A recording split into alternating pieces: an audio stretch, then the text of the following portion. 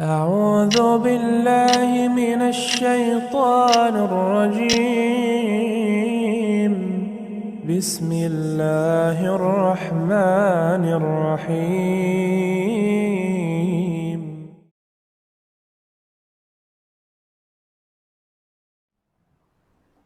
Bismillah, Assalamualaikum warahmatullahi wabarakatuh.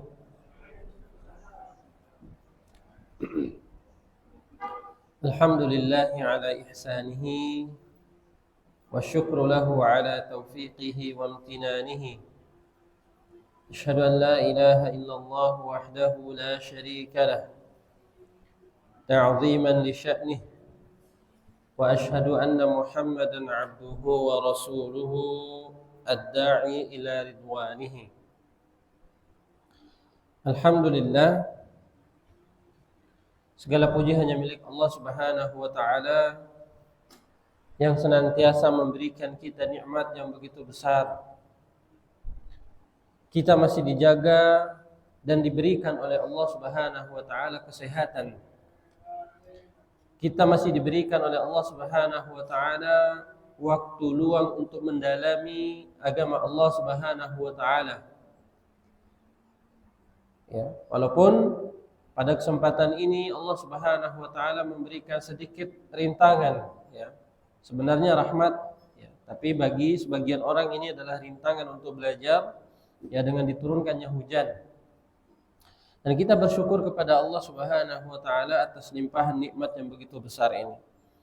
Kita berdoa kepada Allah Subhanahu wa taala agar kita senantiasa diberikan keistiqomahan oleh Allah Subhanahu wa taala, agar kita senantiasa dimudahkan oleh Allah Subhanahu wa taala untuk menuntut ilmu agama Allah sampai akhir hayat kita dan kita dimasukkan oleh Allah Subhanahu wa taala ke dalam surganya. Karena Nabi sallallahu alaihi wasallam bersabda, ya, dalam hadisnya yang sahih, "Man salaka tariqan yaltamisu fihi ilman." Siapa yang menempuh perjalanan menuntut ilmu agama Allah, tidak peduli hujan, panas, ya, dia menempuh perjalanan untuk menuntut ilmu agama Allah Subhanahu wa taala, sahhalallahu lahu bihi tariqan ilal jannah. Maka Allah Subhanahu wa taala akan mudahkan bagi dia untuk meraih surganya Allah Subhanahu wa taala. Ya, kita berharap kepada Allah dan memohon semoga kita semua termasuk orang-orang dimuliakan oleh Allah Subhanahu wa taala di dalam surganya kelak. Jemaah kaum muslimin dan muslimah Masjid As-Salam yang senantiasa dirahmati dan dimuliakan oleh Allah Subhanahu wa taala. Pada pertemuan sebelumnya kita sudah membahas hal-hal yang berkaitan dengan permasalahan tauhid. Karena permasalahan ini adalah permasalahan yang sangat penting dan permasalahan yang sangat urgent sekali dalam kehidupan kita. Dengan tauhid kita semua dimuliakan oleh Allah Subhanahu wa taala di dunia dan di surga. Ya, lebih-lebih di akhirat nanti. Dengan tauhid kita semua, ya, akan diberikan kemudahan oleh Allah Subhanahu wa taala untuk, ya, bisa beribadah sesuai dengan apa yang Allah Subhanahu wa taala perintahkan. Karena perintah Allah Subhanahu wa taala untuk menegakkan tauhid ini adalah perintah untuk beribadah kepada Allah Subhanahu wa taala tanpa menyekutukannya dengan sesuatu apapun. Ya. Perintah yang sangat agung.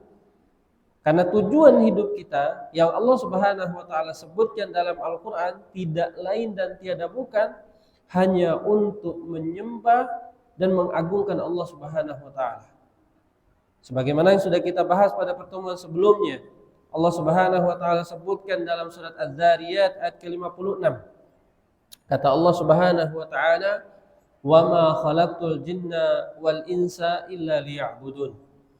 Tidaklah aku menciptakan jin dan manusia seluruhnya, baik sejak manusia pertama yang diciptakan oleh Allah Subhanahu wa taala, nabi kita, ayahanda kita Adam alaihi salam, sampai manusia terakhir nanti pada hari kiamat, mereka semua tidaklah diciptakan oleh Allah Subhanahu wa taala melainkan untuk satu tujuan, yaitu hanya menyembah kepada Allah Subhanahu wa taala, untuk senantiasa beribadah kepada Allah Subhanahu wa taala.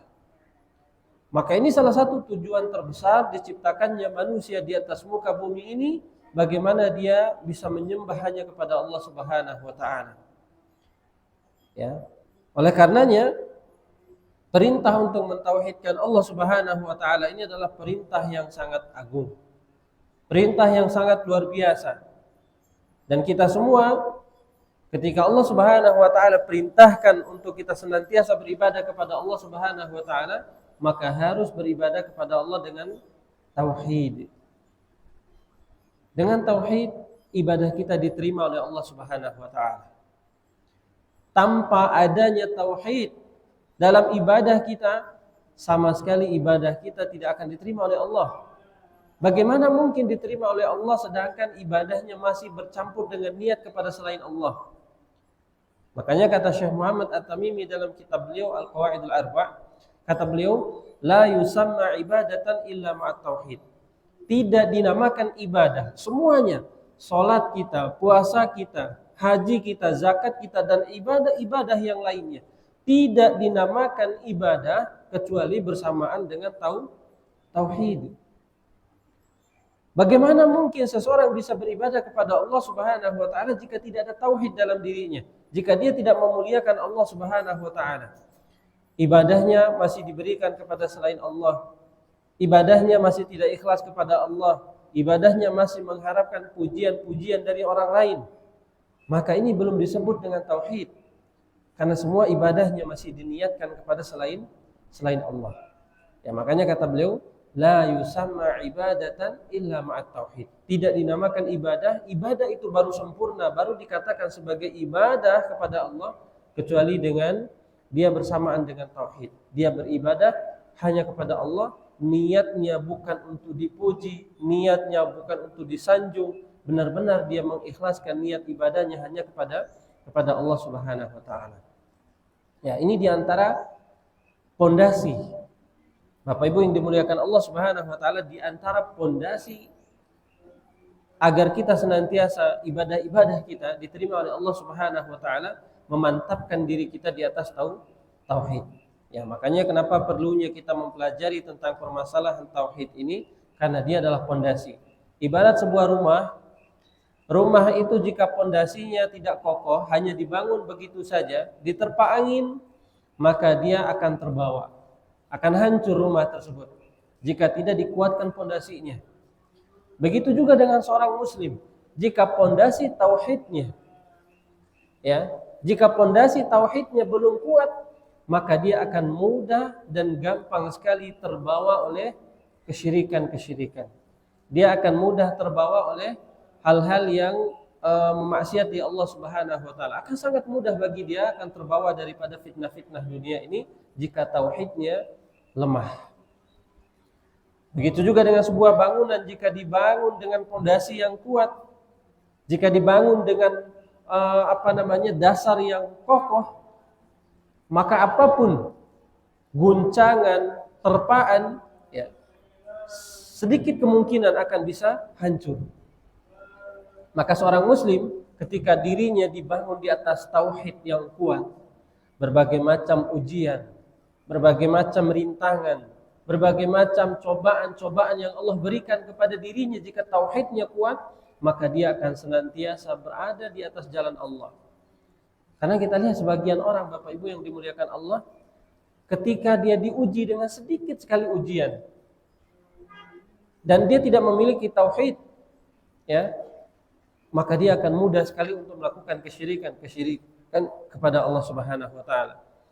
Baru 1 tahun, 2 tahun, 3 tahun menikah, belum dikaruniai anak, ya, karena tidak ada dasarnya tauhid tadi, dia datang ke mana? Datang ke dukun untuk meminta anak kepada dukun tersebut. Ya. Tidak diberikan rezeki, baru beberapa tahun Allah tidak berikan dia rezeki, datang kepada orang pintar untuk meminta kepada mereka rezeki. Ya, tidak didasari dengan tauhid yang kuat. Karena seandainya seorang muslim didasari dengan tauhid yang kuat di dalam hidupnya, maka dia akan sangat mudah melewati daripada ujian-ujian Allah Subhanahu wa taala. Nah, Bapak Ibu yang dimuliakan Allah Subhanahu wa taala, pada kesempatan ini kita akan melanjutkan di antara keutamaan tauhid, ya. Di antara keutamaan tauhid yang lain, ya. Kita akan membahas tentang surat An-Nisa ayat ke-36, ya. Ya, An-Nisa, Al-An'am ayat 151 sampai 153. Ya. Surat Al-An'am ayat 151, 150 sampai dengan 153. Dalam ayat ini Bapak Ibu yang dimuliakan Allah Subhanahu wa taala, Allah Subhanahu wa taala menyebutkan tentang 10 wasiat Allah Subhanahu wa taala. 10 wasiat Allah Subhanahu wa taala yang harus kita jauhi. Ya. Bukan berarti hanya 10 ini saja yang harus kita jauhi, masih banyak nanti larangan-larangan yang lainnya. Hanya saja 10 wasiat Allah Subhanahu wa taala dalam surat Al-An'am ayat 151 sampai 153 ini termasuk di antara wasiat yang inti sekali dalam kehidupan kita. Wasiat yang sangat inti sekali dalam kehidupan kita. Apa kata Allah Subhanahu wa taala? Yang pertama kata Allah dalam surat Al-An'am ayat 151. Qul ta'alu atlu ma harrama rabbukum 'alaikum.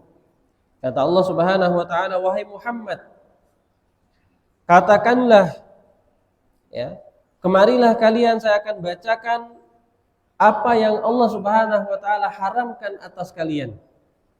Ya, bacakanlah kepada umatmu wahai Muhammad tentang apa saja yang Allah Subhanahu wa taala haramkan kepada mereka. Kemudian kata Allah Subhanahu wa taala yang paling pertama yang Allah Subhanahu wa taala haramkan untuk manusia seluruhnya di atas muka bumi ini, apa kata Allah? Alla tusyriku bihi syai'a. Katakanlah kepada mereka, larangan Allah yang pertama adalah agar tidak menyekutukan Allah Subhanahu wa taala dengan sesuatu apapun. Tidak menyekutukan Allah Subhanahu wa taala dengan sesuatu apapun itu dalam bentuk ibadah kita.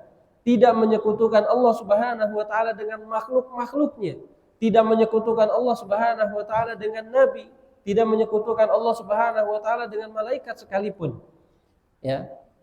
Yang di sini Allah Subhanahu wa taala sebutkan alla tusyriku bihi syai'a, agar tidak menyekutukan Allah. Ini pengharaman dari Allah Subhanahu wa taala yang pertama, agar kita tidak menyekutukan Allah Subhanahu wa taala dengan sesuatu apapun. Dan nanti insyaallah di bab-bab yang setelahnya kita akan menyebutkan di antara bentuk-bentuk kesyirikan. Ya, tapi di sini Allah Subhanahu wa taala secara umum menyebutkan alla tusyriku bihi syai'a. Pengharaman pertama bagi seluruh manusia di atas muka bumi ini adalah untuk tidak menyekutukan Allah Subhanahu wa taala. Ya. Makanya dalam ayat ini Bapak Ibu yang dimuliakan Allah Subhanahu wa taala, Allah Subhanahu wa taala menyebutkan, ya, di antara faidahnya adalah bahwasanya wajib dalam ayat ini yang pertama larangan tadi untuk menyekutukan Allah Subhanahu wa taala. Faidah yang pertama berarti wajib bagi kita beribadah kepada Allah Subhanahu wa taala dengan tidak menyekutukan Allah. Maka wajib bagi kita untuk beribadah tidak meminta kepada makhluknya. Salat, puasa, berdoa. Lebih-lebih dalam permasalahan doa ini banyak manusia yang tergelincir. Kadang datang berdoanya kemana? Ke kuburan, mohon maaf misalnya. Ada yang datang berdoanya kemana? Ke pohon. Ada yang datang berdoanya kemana? Ke patung-patung. Datang berdoanya kemana? Ke lautan. Sangat banyak sekali. Kalau masih ada praktek-praktek seperti ini belum seutuhnya kita melakukan ibadah hanya kepada Allah Subhanahu wa taala. Mungkin dia salatnya untuk Allah Subhanahu wa taala, tapi ketika dia berdoa kepada yang lain. Dia berdoa kepada makhluk-makhluk Allah Subhanahu wa taala yang lain. Datang ke kuburan meminta kepada ahli kuburan tersebut, ya wahai orang soleh yang ada di dalam kuburan, mereka berdoa, berikanlah kami rezeki, berikanlah kami keturunan. Ya. Maka faidah yang pertama, Allah tusyriku bihi syai'a, tidak menyekutukan Allah dengan sesuatu apapun. Ini bentuknya umum yang menunjukkan semua yang ada di atas muka bumi ini tidak boleh bagi kita untuk memberikan salah satu daripada hak Allah Subhanahu wa taala. Kita sholat, ya mungkin dia sholatnya memang untuk Allah, tapi dalam amaliyah yang lain, misalnya seperti berdoa, dan ini yang paling banyak orang terjerumus ke dalamnya. Berdoanya kepada siapa? Kepada penghuni kuburan. Berdoanya kepada siapa? Kepada pohon yang dikeramatkan. Berdoanya kepada siapa? Datang meminta kepada orang pintar katanya. Ya, dan sangat banyak lagi praktek-prakteknya. Kalau masih ada praktek seperti ini, Bapak Ibu yang dimuliakan Allah, ketahuilah kita belum mentauhidkan Allah Subhanahu wa taala. Kita belum mentauhidkan Allah Subhanahu wa taala. Kita masih masuk dalam larangan yang pertama ini. Yang Allah perintahkan jangan menyekutukan Allah dengan sesuatu apapun. Kalau masih ada praktek ibadah kita yang seperti tadi, kita masih masuk dalam larangan Allah Subhanahu wa taala. Ya. Nah, faedah yang kedua itu adalah tadi pertama wajibnya kita memberikan semua ibadah kita kepada Allah. Faedah yang kedua adalah tahrimus syirk. Ayat ini menunjukkan bahwasanya pengharaman terhadap kesyirikan tersebut, ya. Kecil atau besarnya, sedikit atau banyaknya daripada pelaku atau perbuatan daripada kesyirikan tersebut, semuanya diharamkan Allah Subhanahu wa taala. Jadi tidak ada alasan, saya cuma melakukan kesyirikan sedikit Ustaz. Enggak ada alasan, sedikit, banyak, besar, kecilnya daripada amaliyah kesyirikan tersebut, semuanya diharamkan Allah.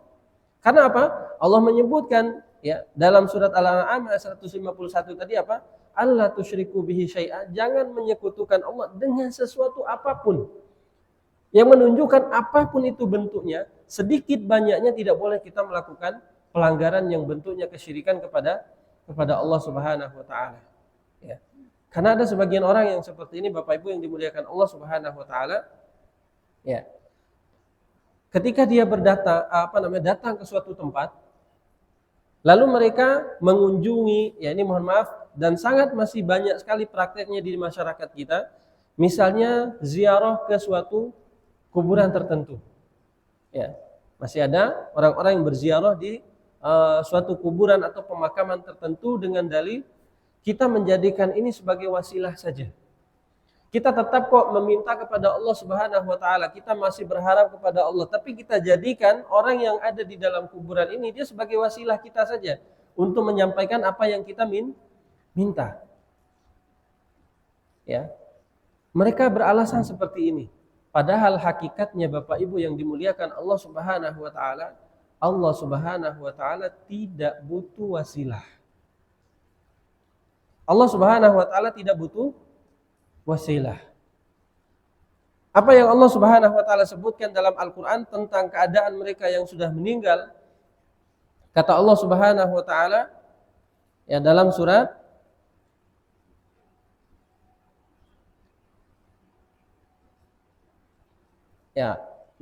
Fatir ayat ke-14, ya.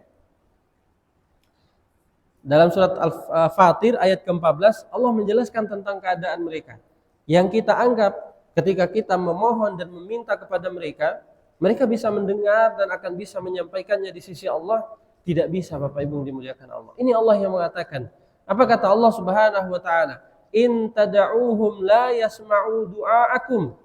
Dalam surat Fatir ayat ke-14 Allah mengatakan, jika kalian berdoa kepada mereka yang sudah meninggal itu, kata Allah, mereka tidak bisa mendengar apa yang kalian doa. Tidak bisa mendengar apa yang kalian minta. Walau sami'u mastajabu lakum. Kalaupun seandainya mereka bisa mendengar apa yang didoa, apa yang diminta kepada penghuni kubur tersebut, kata Allah Subhanahu wa taala, la mastajabu lakum, mereka yang sudah meninggal tersebut yang kita jadikan sebagai wasilah tadi, mereka tidak akan pernah bisa mengabulkan sekecil apapun daripada permintaan kita. Kita mau meminta rezeki, mau meminta keturunan, minta apa saja kepada mereka, minta syafaat dan lain sebagainya, tidak bisa dikabulkan. Karena Allah Subhanahu wa taala sendiri yang mengatakan, dan hanya Allah yang memiliki kemampuan tersebut, memberikan rezeki, memberikan manfaat, memberikan mudarat. Ya. Wa yaumal qiyamati yakfuruna bisyirkikum, dan pada hari kiamat kata Allah, nih yang tadi kita minta di kuburan tersebut yang kita datangi, yang kita ziarahi, dan yang tadi kita minta, dan pada hari kiamat kata Allah Subhanahu wa taala, yakfuruna bisyirkikum, mereka akan mengingkari apa yang kita lakukan. Ya, mereka akan mengingkari, ya Allah saya tidak pernah menyuruh mereka datang ke sini untuk minta sama saya. Mereka akan mengingkari hal tersebut. Ya Allah saya tidak pernah mengajak mereka untuk datang meminta ke kuburan saya. Mereka akan mengingkari semua apa yang dilakukan. Dan tidak ada hujjah bagi kita jika kita meninggal dalam keadaan kesyirikan tersebut. Ya, maka ini diantara bahaya Bapak Ibu yang dimuliakan Allah, sedikit pun ya di antara bentuk kesyirikan yang kita laksanakan, yang kita lakukan, ini termasuk dosa besar di sisi Allah. Makanya dalam urusan kesyirikan, sedikit banyaknya ya, kemudian besar kecilnya, semua sama di sisi Allah Subhanahu wa taala. Tidak ada tolerir dari Allah bahwasanya tentang kesyirikan ini boleh kalau sedikit, enggak ada. Ya. Saya cuma menjadikan sebagai wasilah kok Ustaz, enggak bisa juga. Karena ini dalam urusan ibadah kepada Allah Subhanahu wa taala, dan wajib memurnikan ibadahnya hanya kepada Allah Subhanahu wa taala. Nah, ini Bapak Ibu yang dimuliakan Allah Subhanahu wa taala, larangan Allah Subhanahu wa taala yang pertama tadi adalah untuk tidak menyekutukan Allah Subhanahu wa taala dengan sesuatu apapun. Ya. Kemudian larangan Allah Subhanahu wa taala yang kedua Bapak Ibu yang dimuliakan Allah dalam surat Al-An'am ayat 151 tadi, wabil walidaini ihsana. Wasiat Allah yang kedua adalah, dan hendaklah manusia berbuat baik kepada kedua orang tua. Wasiat Allah Subhanahu wa taala, wabil walidaini ihsana, dan hendaklah semua anak Adam, semua manusia kata Allah, mereka berbuat baik kepada kedua orang tua. Karena ini merupakan pintu surga yang Allah Subhanahu wa taala sediakan bagi manusia. Ya, kata Nabi Shallallahu alaihi wasallam ketika didatangi oleh seorang laki-laki, dia meminta izin, wahai Rasulullah, saya ingin pergi berjihad. Ya, ini berjihad ini adalah amalan yang besar, amalan yang luar biasa. Ya, amalan yang luar biasa. Lalu apa wasiat Nabi Shallallahu alaihi wasallam? Kata Nabi, apakah kamu punya kedua orang tua? Punya, kata laki-laki ini. Maka baliklah dan berbaktilah kepada kedua orang tuamu. Ketika seorang laki-laki ini meminta izin kepada Nabi untuk dia pergi berjihad, berjihad ini adalah amalan yang sangat besar. Kalau mereka meninggal adalah meninggal dalam keadaan syahid. Ya, mereka akan diberikan langsung surga oleh Allah Subhanahu wa taala. Tapi amalan yang lebih besar daripada itu, kata Nabi Shallallahu alaihi wasallam, dia mampu menjaga dan merawat kedua orang tuanya. Oleh karenanya Bapak Ibu yang dimuliakan Allah, kalau kita punya anak, kemudian kalau kita masih punya kedua orang tua, maka jangan sia-siakan hidup kita untuk tidak berbakti kepada mereka. Dan kata para ulama, segala bentuk yang menyenangkan hati kedua orang tua itu termasuk daripada perbuatan ihsan kepada mereka, walaupun itu dalam perkara dunia. Segala sesuatu yang menyenangkan hatinya, orang tua minta dibeliin bakso misalnya, lalu mereka ketika kita berikan bakso senang, ini diantara bentuk perbuatan baik kepada kedua orang tua, walaupun dalam perkara dunia. Lebih-lebih ketika mereka memerintahkan kita untuk melaksanakan perintah Allah Subhanahu wa taala, maka lebih wajib lagi. Ya. Dan bahkan dalam ayat yang lain, untuk membentak dan mengatakan menolak mereka dengan perkataan saja itu dilarang sama Allah Subhanahu wa taala. Wala taqul lahuma uff. Jangan pernah mengatakan kepada kedua orang tua, kata Allah Subhanahu wa taala, dengan mengatakan uff. Misalnya ada orang tuanya bilang, wahai fulan, tolong ambilkan orang tua minum. Ini sudah termasuk dosa besar Bapak Ibu yang dimuliakan Allah. Sudah termasuk dosa besar. Karena segala sesuatu yang menjengkelkan dan tidak menyenangkan hati orang tua termasuk daripada perbuatan dosa besar. Kembalikan dari yang pertama tadi yang disebutkan oleh para ulama, segala sesuatu yang menyenangkan hati mereka walaupun amalan itu kecil, itu termasuk daripada perbuatan baik. Ya. Oleh karenanya kalau orang tua butuh, ya, maka cepat-cepat bagi kita untuk menyelesaikan kebutuhannya. Ibu mau apa? Bapak mau apa? Ya. Makanya kata Nabi Shallallahu Alaihi Wasallam, orang tua itu termasuk daripada pintu surga yang sangat mudah sekali untuk diraih oleh anak Adam. Ya. Kalau kita sudah tidak punya bapak, masih punya ibu, maka maksimalkan untuk kita berbuat baik kepada mereka. Jangan pernah membuat mereka marah, jengkel. Karena jengkelnya mereka, Bapak Ibu yang dimuliakan Allah Subhanahu wa taala, membuat Allah tidak ridho dengan kita. Nabi Shallallahu alaihi wasallam sampaikan dalam hadisnya yang mulia, ridallah fi ridal walidain. Ridhonya Allah Subhanahu wa taala itu tergantung daripada ridhonya kedua orang tua. Jika perjalanan hidup kita tidak mereka ridhoi, tidak mereka restui, subhanallah, tidak akan berkah, Bapak Ibu yang dimuliakan Allah. Dan saya punya kisah nyata, teman saya, walaupun seorang laki-laki, tidak harus mesti minta izin kepada orang tua untuk menikah, betul ya? Jadi laki-laki itu tidak perlu meminta izin kepada keluarga, tapi alangkah baiknya keluarga dikabarkan, ya. Jadi yang butuh restu daripada wali itu adalah perempuan. Kisah nyata, teman saya ini Bapak Ibu yang dimuliakan Allah Subhanahu wa taala, dia ingin menikahi seorang wanita janda yang memiliki anak satu. Dan dia meminta izin kepada ibunya. Apa yang dia katakan? Bu, saya mau menikahi perempuan ini. Dia sudah punya anak satu. Kata ibunya apa? Jangan, ibu nggak suka, ibu nggak ridho. Tapi mungkin karena si laki-laki ini sudah cinta dan lain sebagainya, dia nggak mempedulikan apa yang dikatakan oleh ibunya. Sampai akhirnya mereka menikah dan menjalani rumah tangga. Apa kejadian pertama? Mereka tidak pernah dikaruniai anak. Padahal sama-sama diperiksa, tidak ada yang bermasalah. Kejadian yang kedua dalam rumah tangga mereka, setiap kali mereka membuat usaha, kemudian membuat bisnis dan lain sebagainya, tidak pernah ada yang berhasil. Sudah dicoba yang ini, sudah dicoba. Bayangkan umur rumah tangga mereka 40 tahun.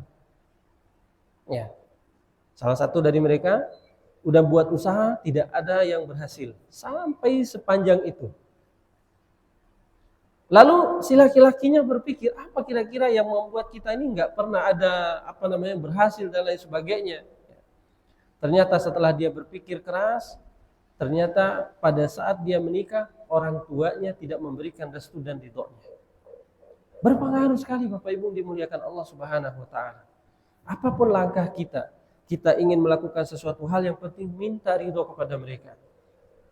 Karena ini adalah jalan terbesar yang Nabi Shallallahu Alaihi Wasallam sampaikan. Ridhonya Allah Subhanahu Wa Taala tergantung daripada ridho orang tua. Dan sampai akhirnya teman saya menceraikan istrinya yang umur pernikahannya udah sangat lama dan menikah lagi. Dan setelah itu dia meminta restu dan izin orang tuanya. Alhamdulillah. Setelah itu semua urusan dipermudah oleh Allah Subhanahu Wa Taala. Subhanallah. Ya, kisah yang sangat luar biasa. Ya. Maka ini diantara hal yang perlu kita jaga. Memang wasiat Allah Subhanahu wa taala, wabil walidaini ihsana, dan senantiasalah kita berbuat baik kepada kedua orang tua.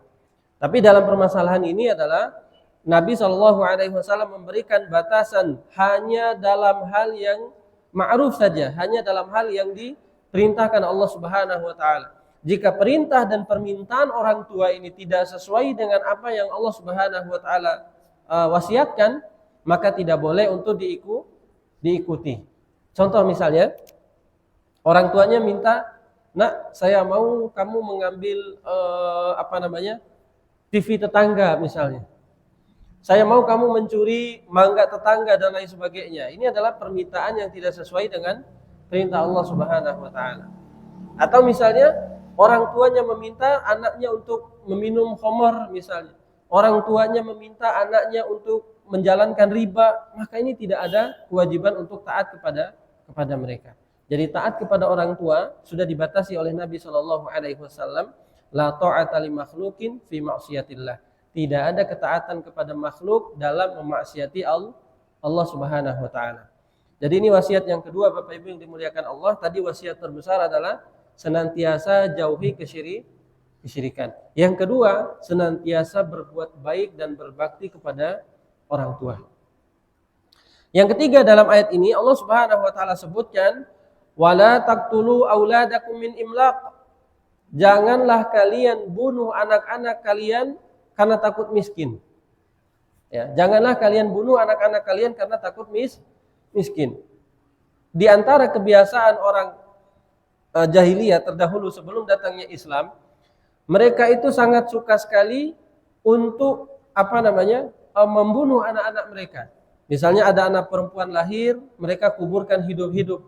Ya. Kemudian jika ada tambahan anggota keluarga lebih dari yang mereka harapkan, mereka tak segan-segan untuk menguburnya hidup-hidup. Ya. Karena alasan mereka ini kalau banyak anak nanti rezekinya berkurang dan lain sebagainya. Kalau banyak anak nanti rezeki kita nggak bertambah-tambah.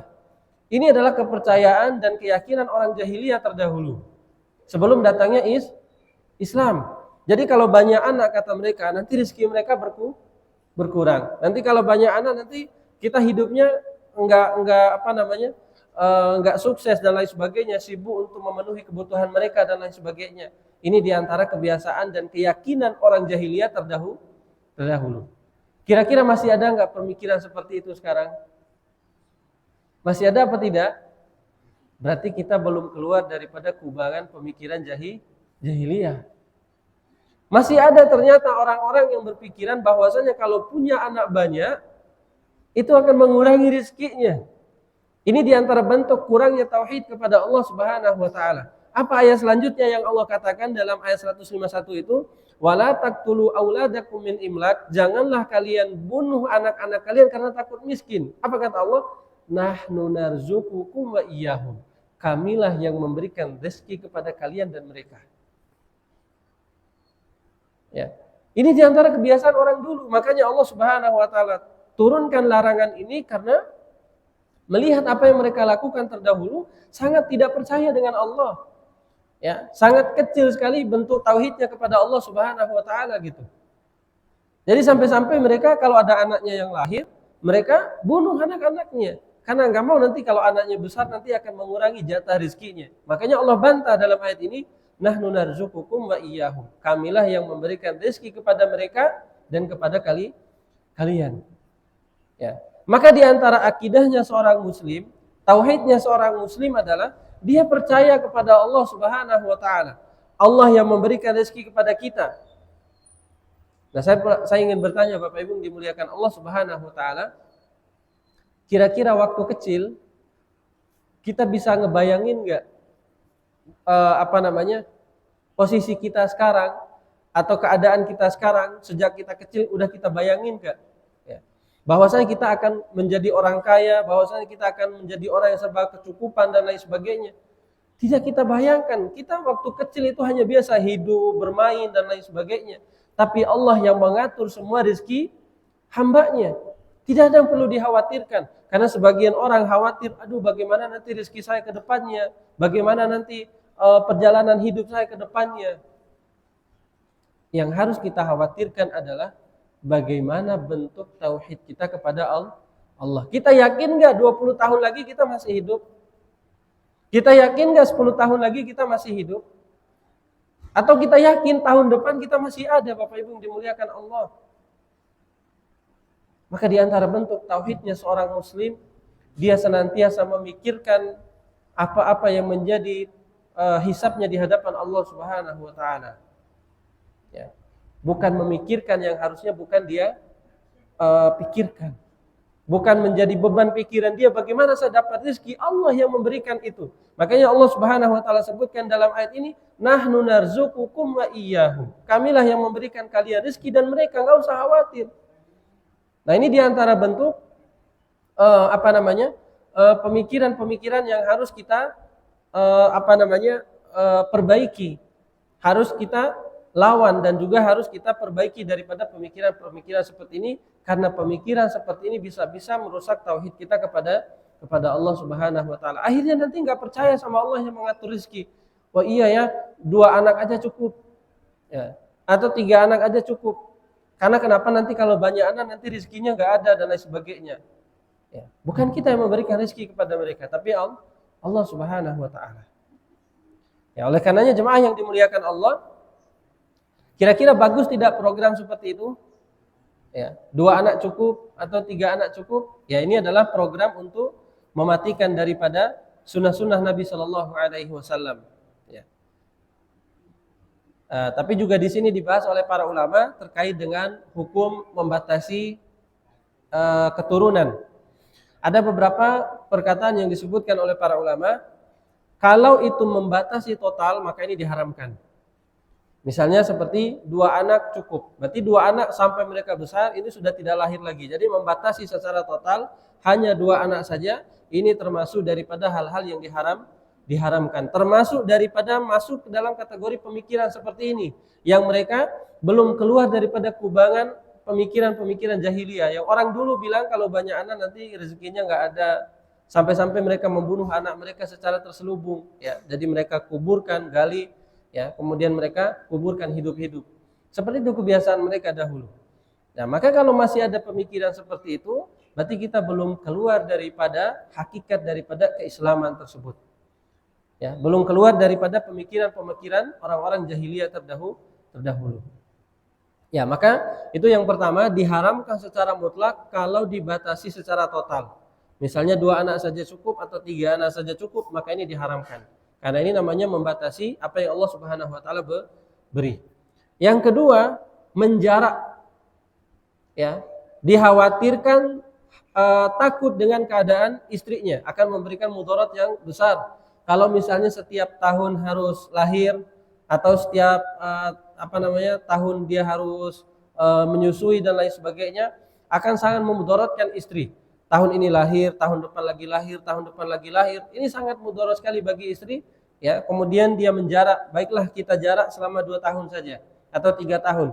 3 tahun lagi nanti baru lahir, 3 tahun lagi. Ini namanya menjarak. Maka kata para ulama tidak masalah karena itu mencegah kemudaratan. Akan tetapi kalau dia membatasi secara total, maka dia masuk terhadap larangan dalam ayat tersebut. Janganlah kalian bunuh anak-anak kalian karena takut miskin. Kamilah yang memberikan rezeki kepada kalian dan kepada mereka. Maka ini hal-hal yang perlu kita perhatikan. Pemikiran-pemikiran seperti ini adalah tidak sesuai dengan apa yang Allah Subhanahu wa taala perintahkan. Ya, maka jangan khawatir dengan rezeki Allah Subhanahu wa taala. Jangan kita khawatir dengan apa yang Allah Subhanahu wa taala sediakan untuk kita ke depannya. Ya. Terkadang kita khawatir, anak saya 10 bagaimana saya memberi makan? Bukan kita yang memberi makan, Bapak Ibu dimuliakan Allah. Allah yang memberikan rezekinya, jaminannya. Ya. Bagaimana mereka bisa hidup itu Allah Subhanahu wa taala yang menjamin. Ya, maka kewajiban bagi kita adalah usaha dan berdoa kepada Allah Subhanahu wa taala. Kemudian larangan Allah Subhanahu wa taala yang keempat adalah wala taqrabul fawahisha ma dhahara minha wa ma batan. Kata Allah Subhanahu wa taala, janganlah kalian mendekati perbuatan keji baik yang nampak maupun tersembunyi. Ya, ini larangan yang keempat. Yang pertama tadi menjauhi apapun bentuk kesyirikan. Yang kedua adalah senantiasa berbuat baik kepada kedua orang tua dan tidak boleh memaksiati kedua orang tua. Ya, tidak boleh membuat mereka marah dan lain sebagainya. Kemudian yang ketiga, jangan membunuh anak-anak kalian karena takut miskin. Ya. Karena Allah Subhanahu wa taala yang memberikan rezeki kepada kita dan kepada mereka. Dan larangan yang keempat kata Allah Subhanahu wa taala wala taqrabul fawahisha ma dhahara minha wa ma batan. Janganlah kalian mendekati perbuatan keji baik yang tersembunyi maupun yang nampak. Kalau yang nampak mungkin Bapak Ibu yang dimuliakan Allah Subhanahu wa taala bisa dilihat dan bisa ditegur. Kamu enggak sholat, ya. Kenapa kamu enggak sholat? Karena malas, enggak boleh. Ya, gampang ditegur. Ayo silakan sholat. Ya, karena sholat ini adalah menjadi amalan yang pertama nanti akan dihisab sama Allah. Nah, akhirnya dia bisa berubah. Jangan melakukan kemaksiatan karena kemaksiatan ini akan mendatangkan kemurkaan Allah. Gampang dinasehati dan lain sebagainya. Jadi jangan pernah mendekati perbuatan keji baik yang nampak maupun yang tidak nampak. Yang agak susah untuk dilihat, kemudian susah untuk dinilai ini adalah yang tidak nampak yang ada di hati manusia. Tapi semua bentuk daripada kemaksiatan ini, perbuatan keji ini Bapak Ibu yang dimuliakan Allah, yang nampak dan yang tidak nampak wajib kita jauhi semua. Yang tidak nampak seperti apa misalnya? Hasad, dengki, kemudian ujub, sombong, ya. Dan sifat-sifat yang lainnya, riya, termasuk daripada amalan-amalan yang tidak nampak. Dan itu yang harus kita perbaiki. Ya, bagaimana cara kita menjauhi sifat hasad? Karena sifat hasad ini adalah perbuatan yang tidak sukai oleh Nabi Shallallahu Alaihi Wasallam. Ya, kata Nabi Shallallahu Alaihi Wasallam, la tahasadu, janganlah kalian saling hasad. Ya, hasad itu tidak suka dengan nikmat yang ada sama orang lain. Ketika ada orang lain mendapatkan nikmat, dia sangat benci. Ketika orang lain mendapatkan suatu kenikmatan, dia sangat benci. Ini namanya hasad. Ingin nikmat itu hilang dari orang tersebut. Baru beli rumah baru, moga-moga aja rumahnya terbakar misalnya. Ini dia doain yang buruk-buruk. Jadi pengen nikmat yang ada sama orang lain tersebut hilang. Ini namanya hasad, dan sifat ini tidak dibenarkan dalam Islam. Maka wajib kita redam itu dengan istighfar kepada Allah Subhanahu wa taala. Kemudian sifat ujub, sombong, kata Nabi Shallallahu Alaihi Wasallam, la yadkhulul jannata man kana fi qalbihi mithqala dzarratin minal kibr, enggak akan masuk surga Bapak Ibu yang dimuliakan Allah orang yang ada dalam hatinya sedikit sifat kesombongan. Tanda kita sombong itu apa? Kata Nabi Shallallahu Alaihi Wasallam, batrul haq wa ghamtun nas, menganggap remeh orang lain. Itu yang pertama. Jadi menolak kebenaran dan menganggap remeh orang lain. Jadi apapun yang disampaikan dia tidak mau terima walaupun itu kebenaran. Dan yang kedua, selalu menganggap remeh orang lain. Siapa sih dia? Anak kecil kemarin, ya. Jadi kalau kebaikan itu datang dari anak kecil, dia nggak mau terima. Anggapannya adalah apa? Dia baru belajar kemarin, masa dia nasihatin saya? Nah, ini namanya kita sudah masuk dalam kategori sifat kesombongan. Ya, maka apapun kebaikan datang dari anak kecil, datang dari orang yang lebih tua daripada kita, semuanya tetap kita terima karena ini bentuknya adalah nasihat dari Allah Subhanahu wa taala. Tidak boleh bagi kita ketika kita melakukan kemaksiatan, Bu, jangan lakukan ini. Siapa sih yang nasihatin, baru belajar kemarin sok-sok nasihatin. Nah, ini namanya kita masuk dalam kategori sifat sombong. Maka amalan-amalan yang tersembunyi seperti ini wajib kita perbaiki. Jangan sampai ada penyakit-penyakit hati yang membuat kita jauh dari Allah Subhanahu wa taala. Penyakit-penyakit hati yang membuat kita jauh daripada agama Allah Subhanahu wa taala. Belum lagi karena penyakit hati ini kita akan mendatangkan dosa yang tidak kita harapkan. Ya. Karena kita hasad, karena kita sombong, karena kita ria, yang harusnya tadi amalan kita sempurna gara-gara penyakit hati ini, maka amalan-amalan kita sudah dihapus sama Allah Subhanahu wa taala. Kita ibadah tapi untuk mengharapkan pujian dari orang lain, maka itu membuat amalan kita tidak diterima sama Allah. Ya, maka jauhi daripada perkara atau perbuatan-perbuatan keji, baik yang nampak maupun tersembunyi. Ya. Itu harus dijauhi. Itu wasiat Allah Subhanahu wa taala yang keempat. Kemudian wasiat Allah Subhanahu wa taala yang kelima adalah wala taqtulun nafsal lati harramallah illa bil haqq. Janganlah kalian membunuh, ini subhanallah, janganlah kalian membunuh, kata Allah Subhanahu wa taala, jiwa-jiwa yang diharamkan Allah Subhanahu wa taala, kecuali dengan sebab yang dibenarkan dalam syariat. Yang pertama, hukum daripada membunuh ini Bapak Ibu yang dimuliakan Allah Subhanahu wa taala termasuk daripada dosa besar. Dan pada hari ini kita lihat banyak sekali orang-orang yang sangat mudah sekali untuk membunuh. Gara-gara masalah kecil mereka membunuh. Gara-gara masalah sepele mereka membunuh. Gara-gara masalah yang kita anggap itu kayak masalah sepele sekali, masalah kecil sekali, tapi mereka mudah untuk membunuh karena mereka kenapa? Karena mereka tidak pernah mendekatkan diri untuk belajar agama kepada Allah. Karena kalau seandainya mereka tahu dan paham bahwasanya membunuh ini dosa besar, mereka tidak akan pernah mendekati daripada perbuatan membunuh tersebut. Apa kata Allah Subhanahu wa taala? Man qatala mu'minan muta'ammidan fajazaohu jahannam. Siapa yang membunuh seorang mukmin dengan sengaja, maka ganjaran dia adalah neraka jahanam. Khalidan fiha. Jadi ada 5 yang Allah Subhanahu wa taala sebutkan ganjarannya dalam surat apa namanya? Saya lupa.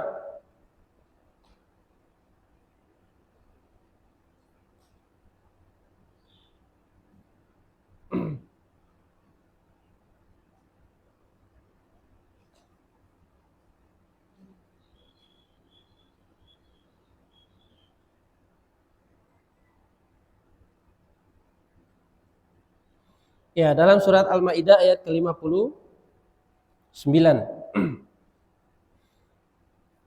Kata Allah Subhanahu wa taala, "Man qatala mu'minan muta'ammidan fajaza'uhu jahannam." Ini ayat yang pertama. Kemudian ayat yang lain sangat banyak.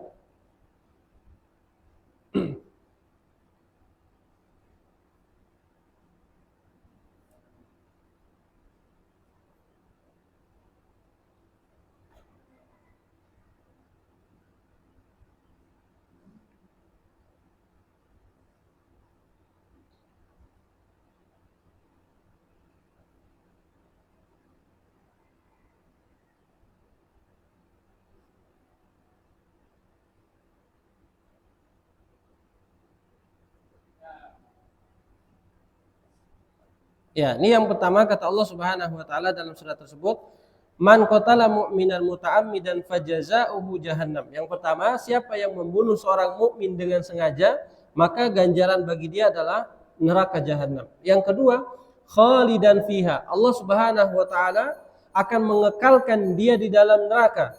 Wa ghadiballahu alaihi, Allah Subhanahu wa taala murka kepada mereka. Ya. Kemudian Allah Subhanahu wa taala akan menyediakan azab yang sangat pedih dan keras bagi mereka. Jadi ketika mereka membunuh seorang mukmin dengan sengaja, kemudian tanpa ada sebab apapun yang kita anggap itu bukan sebab yang syar'i membunuh, ya. Membunuh itu bukanlah jalan yang ditempuh untuk akhir daripada suatu permasalahan. Karena apapun bentuk alasannya, Islam tidak menghalalkan untuk membunuh. Ini kita lihat subhanallah, sedikit saja masalah membunuh. Bahkan luar biasanya kejadiannya, ada yang dimutilasi, ada yang dimasukkan dalam karung, ada yang kubur juga, sangat banyak. Makanya ganjaran bagi mereka yang Allah Subhanahu wa taala sebutkan ketika mereka melakukan hal-hal seperti itu, man qatala mu'minan muta'ammidan fajaza'uhu jahannam, siapa yang membunuh mukmin dengan sengaja, maka ganjaran mereka adalah neraka jahanam. Khalidan fiha, mereka Allah Subhanahu wa taala kekalkan di dalam neraka tersebut, ya. Subhanallah, luar biasa. Ini diantara larangan Allah Subhanahu wa taala, tidak boleh membunuh seorang mukmin apapun bentuk alasannya. Bahkan bukan hanya membunuh, Bapak Ibu yang dimuliakan Allah Subhanahu wa taala, menzolimi saja, mengambil hak yang bukan seharusnya hak kita ambil, kemudian kita zolimi dia, semuanya akan dituntut sama Allah Subhanahu wa taala di akhirat. Sebagaimana dalam hadis yang Nabi Shallallahu alaihi wasallam sampaikan, atadruna mal muflis? Nabi menyampaikan kepada para sahabatnya, tahu enggak kalian siapa orang yang merugi nanti di akhirat? Kata para sahabatnya, al muflisu fina man la dirham lahu wala mata'. Yang merugi wahai Rasulullah, orang yang bangkrut di hari kiamat itu adalah orang yang enggak punya uang, orang yang enggak punya harta. Tapi kata Nabi Shallallahu alaihi wasallam, ya al-muflisu, kata Nabi Shallallahu alaihi wasallam, orang yang merugi nanti di akhirat itu, kata Rasul Shallallahu alaihi wasallam, dia datang dengan pahala sholatnya, dia datang dengan pahala puasanya, dia datang dengan pahala sedekahnya, dia datang dengan pahala hajinya, tapi semua pahalanya tersebut diberikan kepada orang yang dia zalimi. Habis pahala yang dia punya dari pahala sholatnya, dari pahala puasanya, dari pahala zakatnya, dari pahala-pahala kebaikan yang dia kerjakan, habis semua untuk diberikan kepada orang yang dia zolimi. Dosa orang yang dizolimi ini ditimpakan lagi kepadanya, ya. Dosanya diambil lagi, pahala dia dikasih, dosa orang yang dizolimi tadi ditimpakan lagi kepada orang tersebut, ya. Oleh karenanya Bapak Ibu yang dimuliakan Allah Subhanahu wa taala, jangan membalas keburukan yang orang lakukan kepada kita dengan keburukan yang setimpal. Jangan membalas keburukan orang yang lakukan keburukan kepada kita dengan keburukan yang lebih. Karena dua-duanya nanti akan dihisab oleh Allah Subhanahu wa taala. Ada orang misalnya yang mencelakai kita, ya, dia ingin memberikan hal-hal yang buruk kepada kita, atau misalnya dia membicarakan kejelekan kita di luar kita. Ya, ada orang yang membicarakan kejelekan kita, atau ada orang yang mengambil hak kita.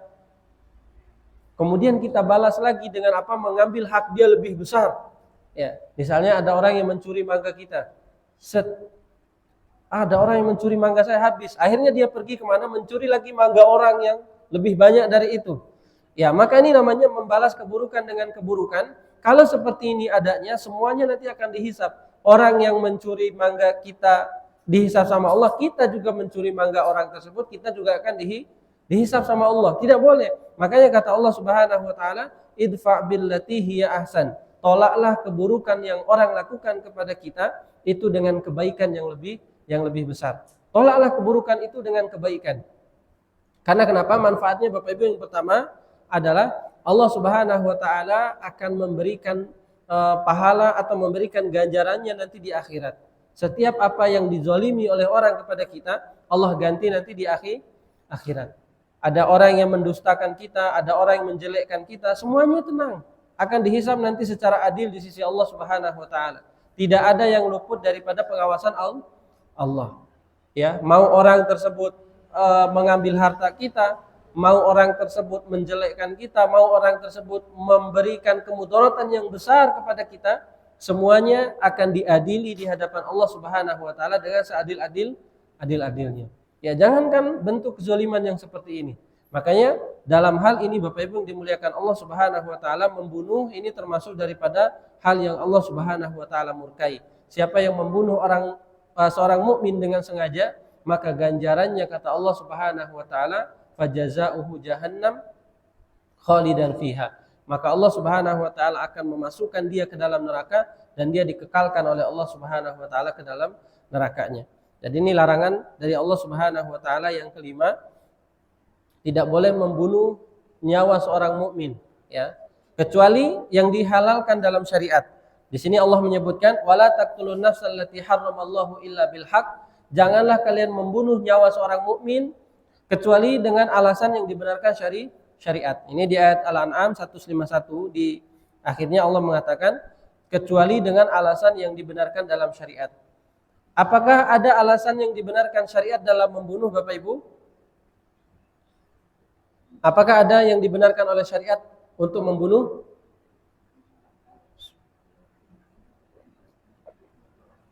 Kan membunuh nggak boleh ya? Nggak boleh, haram. Dan siapa yang membunuh orang lain dengan sengaja, ya, maka Allah Subhanahu wa taala akan memasukkan dia ke dalam neraka jahanam dan Allah Subhanahu wa taala akan kekalkan dia. Tapi pertanyaannya, apakah ada dalam syariat kita hal-hal yang membolehkan untuk membunuh? Ya, berperang. Apa ada lagi? Nah, tadi udah ada alasannya berperang, berarti boleh membunuh kalau lagi berperang. Ya, yang dibenarkan oleh syariat itu ada 3. Ya, yang dibenarkan oleh syariat itu ada 3. Tapi semuanya sekali lagi bukan kita yang melakukannya, melainkan adalah pemerintah Muslim. Jangankan membunuh orang Muslim dengan sengaja, membunuh seorang kafir aja yang dalam perjanjian damai dengan Muslim, ini diharamkan sama Allah. Kata Nabi SAW, man qatala mu'ahadan falam yarih raihatal jannah. Siapa yang membunuh seorang kafir yang dalam perjanjian damai dengan Islam, maka dia tidak akan pernah mencium bau surga. Apalagi membunuh seorang muslim dengan sengaja, maka ini tentu dosanya lebih besar lagi. Tapi ada 3 perkara yang Nabi SAW sebutkan ketika membunuh itu diperbolehkan.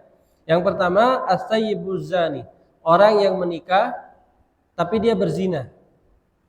Orang yang sudah menikah tapi dia berzina. Itu dihukum rajam dalam Islam. Tapi yang melakukan itu adalah pemerintah. Bukan kita menguburnya hidup-hidup kemudian kita lempar, ya. Tapi pemerintah yang melakukan. Jadi hukum asalnya orang yang sudah menikah kemudian mereka berzina, mereka hukumnya adalah hukuman mati, dirajam namanya. Ya, makanya kalau seandainya hukum Islam dijalankan, nggak ada tuh pelakor-pelakor tuh. Ya, nggak ada tuh namanya selingkuh-selingkuh tuh. Yang gampang sekali orang ini paling keras ibu-ibu suaranya. Ya, jadi nggak ada lagi orang-orang bermudah-mudahan untuk selingkuh. Karena hukumannya di hadapan Allah Subhanahu wa taala sangatlah berat. Kalau tidak dihukum di dunia, nanti mereka akan dihisap oleh Allah Subhanahu wa taala di akhirat. Dosa ini termasuk daripada dosa besar. Ya. Berbeda dengan orang yang belum menikah. Orang yang belum menikah kemudian mereka berzina, itu mereka dicambuk sampai berapa kali? Sampai 100 kali lalu diasingkan selama 1 tahun. Hukumannya seperti itu supaya dia menebus daripada dosanya. Jadi orang yang belum menikah supaya menebus daripada kesalahannya, ini sebagai had. Ya, jadi dalam syariat itu ada namanya had, hukuman tersebut untuk menghilangkan dosa dia di dunia. Misalnya tadi seperti apa? Orang yang belum menikah kemudian mereka berzina, maka dicambuk 100 kali kemudian diasingkan selama 1 tahun, maka di situ Allah Subhanahu wa taala nanti akan menggugurkan dosanya di dunia sebelum nanti di akhirat. Kemudian orang yang menikah dan mereka berzina, kalau mereka tidak dihukum, tidak ditegakkan hadnya di dunia, tidak ditegakkan hukumannya di dunia tadi, maka nanti mereka akan membawa dosa besar di sisi Allah Subhanahu wa taala di akhirat, ya. Maka ini bahaya bagi suami yang ada niatan untuk selingkuh, ya. Belum lagi perempuan-perempuan yang sudah menikah juga yang selingkuh dengan suami orang, ini dosanya sangat luar biasa. Ya, sama-sama mereka dirajam. Kalau di dunia mereka akan dirajam kemudian dilempar sampai mati, baru akan hilang dosanya. Tapi kalau mereka tidak bertobat dengan cara seperti itu, maka nanti mereka akan menanggung dosanya di akhirat. Begitu juga dengan had, misalnya orang yang mencuri, supaya hilang daripada dosa mencurinya mereka dipotong tangannya. Ini namanya had, ya, hukuman supaya mereka dibebaskan oleh Allah Subhanahu wa taala dosa-dosanya di dunia. Nah, makanya hal seperti ini yang Nabi Shallallahu alaihi wasallam haramkan bagi seorang yang sudah menikah, tidak boleh mendekati daripada perbuatan-perbuatan yang keji seperti itu. Maka ini kebolehan yang pertama dari segi syariat untuk membunuh itu adalah membunuh orang yang sudah menikah tapi selingkuh. Bukan kita ya Bapak Ibu ya. Jadi nanti jangan sampai nanti main hakim sendiri. Kata Ustadz boleh membunuh orang yang selingkuh, bukan. Ya, tapi yang menegakkan hukuman itu adalah pemerintah. Kalau pemerintahnya mau menjalankan.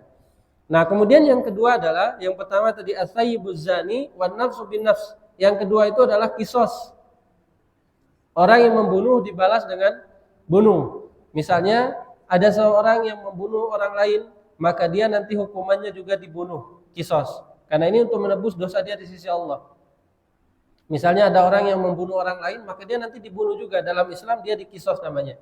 Jadi boleh bagi pemerintah untuk membunuh bagi orang yang membunuh orang lain. Makanya kalau seandainya hukum Islam ditegakkan di atas muka bumi ini, orang semua akan takut untuk melakukan keburukan. Ya, seperti orang yang korupsi, misalnya mereka mencuri yang lewat daripada batasannya, mereka dipotong tangannya. Habis tangannya yang satu, dipotong lagi tangan yang lain. Itu akan membuat mereka jera dan tidak akan mendekati daripada hal-hal tersebut. Dan yang ketiga adalah at-tariku lidini, orang yang murtad. Ya, orang yang murtad itu diantara hukumannya juga adalah mereka dibunuh, ya, dibunuh oleh pemerintah. Jadi kalau dia keluar daripada agama Islam, syariat memberikan kebolehan bagi mereka untuk dieksekusi. Ya, tapi ini adalah kembali lagi adalah pemerintah Muslim, bukan kita. Oh, kamu murtad, lalu kita tebas mereka dengan pedang. Ini namanya kita telah berdosa juga. Kita telah melakukan dosa besar juga karena membunuh. Maka bukan kita yang melakukannya. Semua hukuman-hukuman tadi adalah pemerintah. Namun ada satu lagi yang disebutkan oleh para ulama yang boleh dibunuh adalah pelaku homoseks. Ya, kalau pemerintah menegakkan hukum untuk membunuh mereka, maka halal bagi pemerintah untuk membunuhnya. Maka sebagian para ulama terdahulu, hukuman bagi orang yang melakukan homoseks itu mereka naik dari bangunan yang tinggi lalu mereka lempar ke bawah. Seperti itu hukumannya. Karena ini adalah perbuatan keji yang tidak pernah dilakukan oleh manusia normal. Makanya di zaman dahulu kaum Nabi Lut itu Allah Subhanahu wa taala timpakan mereka dengan apa? Diangkatnya gunung sama Allah Subhanahu wa taala lalu ditimpakan di atas mereka. Jadi hukuman yang Allah berikan kepada mereka sangatlah besar. Nabi Lut ketika dakwah kepada mereka jangan melakukan perbuatan keji seperti itu, ya, mendatangi laki-laki sesama laki-laki, perempuan mendatangi sesama perempuan, maka hukuman Allah kepada mereka, Allah angkat gunung di tempat mereka tinggal tersebut, kemudian Allah jatuhkan di atas tempat mereka tinggal tersebut. Ya, lalu Allah Subhanahu wa taala juga melemparkan mereka dari batu-batu yang ada di api neraka. Sangat besar hukumannya. Makanya sampai para ulama, kalau ada orang yang melakukan homoseks seperti itu, pelaku menyimpang, maka hukumannya naik di atas gedung, cari gedung yang paling tinggi. Di mana misalnya di Jakarta gedung yang paling tinggi Monas misalnya, dilempar dari atas itu, supaya orang melihat perbuatan tersebut adalah perbuatan yang diharamkan oleh Allah Subhanahu wa taala. Makanya kalau pemerintah menjalankan itu, maka sangat halal bagi pemerintah, bukan kita ya. Pemerintah.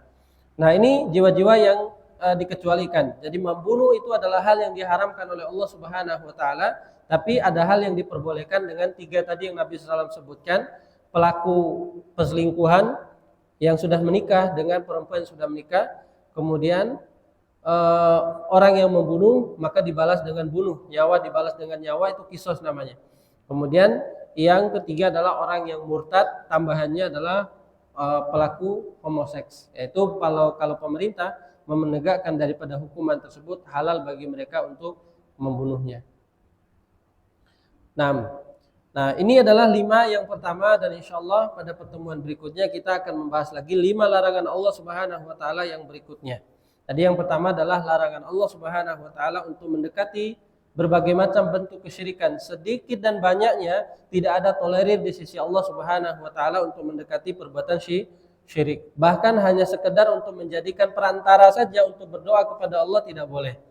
Kemudian yang kedua adalah selalu berbuat baik kepada kedua orang tua. Jangan melakukan perbuatan buruk kepada orang tua, apalagi sekedar untuk mengatakan kepada mereka, membantah perkataan mereka dengan ucapan saja, itu termasuk daripada perbuatan dosa besar.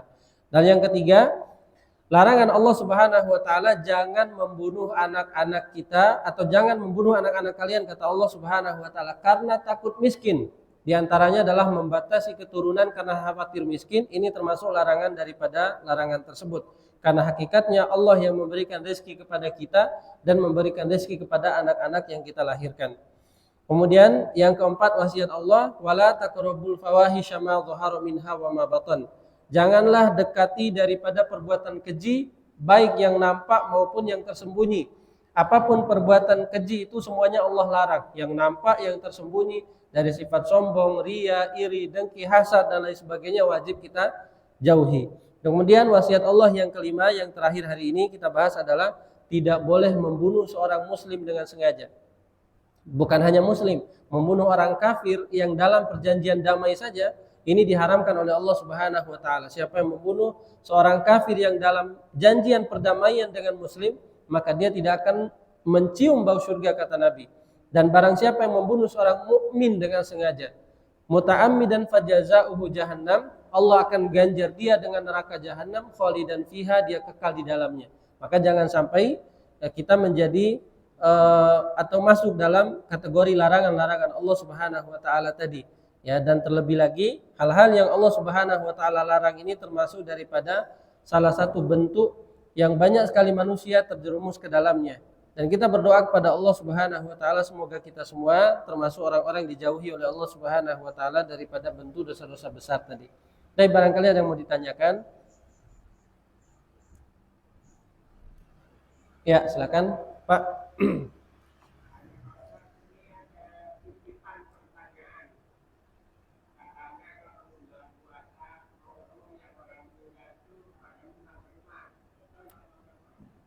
Roh-rohnya orang yang meninggal pulang ke rumah. Kalau bulan puasa, ya itu enggak benar.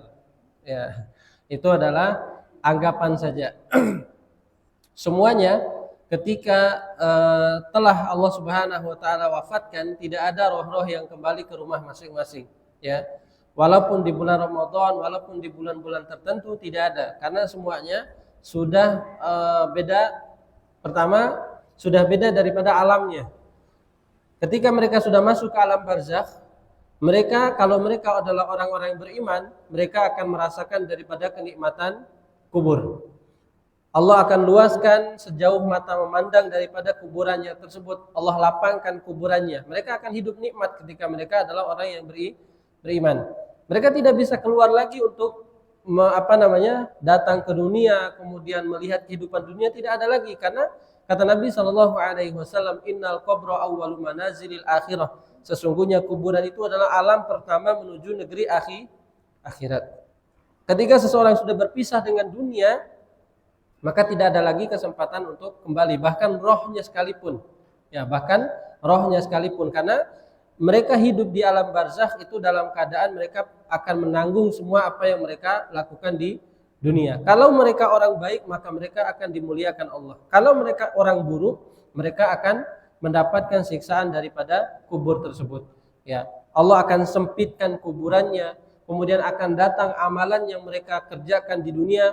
Kalau amalan baik, mereka akan menjadi cahaya yang sangat wangi. Kemudian kalau dia orang buruk, itu akan menjadi amalan yang datangnya hitam, pekat, bau. Ya, itu amalan buruk yang mereka lakukan. Jadi semuanya ketika sudah beda daripada alam kehidupannya, tidak ada yang kembali lagi ke dunia. Ya, jadi itu mungkin anggapan saja sebagian orang kalau bulan Ramadan itu nanti akan datang.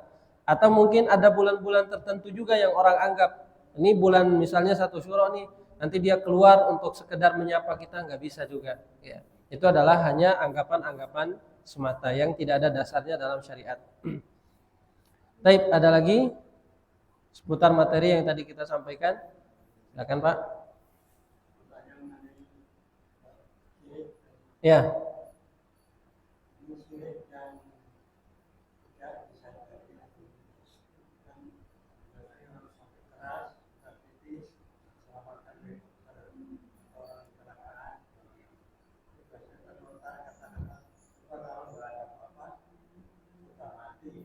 Ya.